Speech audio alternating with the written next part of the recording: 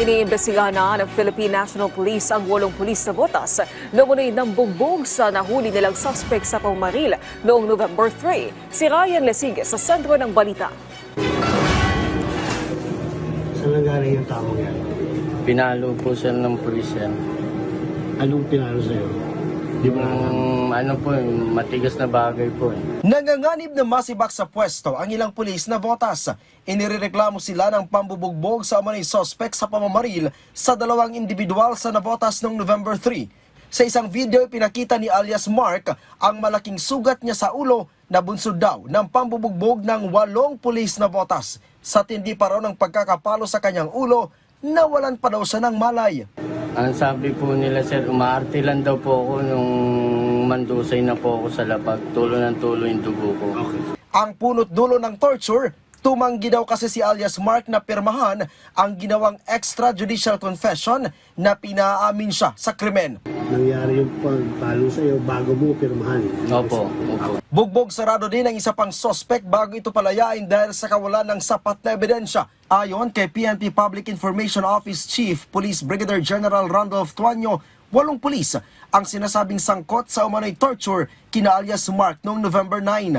4 sa kanila ay may ranggong Master Sergeant, 1 corporal at 2 patrolman.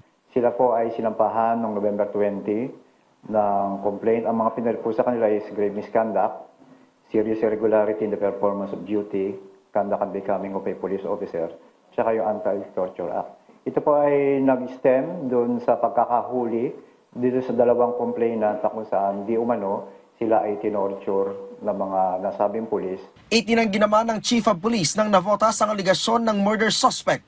Of course, bago nung extrajudicial confession, pinamedical certificate na rin namin.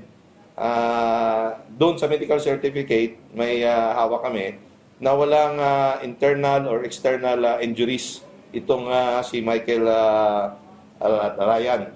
And then yung sa CCTV, yung sa footage ng interview, bibigay namin doon yung pinakita ko kanina na free yung ano niya in his own will, na wala talagang pinilit, hindi sa binugbog.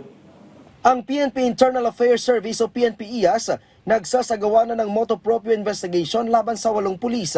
Sa inilabas na pahayag, sinabi ni PNP-IAS Inspector General Attorney Brigido Dulay, inatasan na niya ang kanilang regional office, National Capital Region, para magsumite ng kumpletong case records. Sakaling matapos na ang isinasagawa nitong motu proprio investigation, ipapadala ang resulta ng parallel inquiry sa kanilang tanggapan.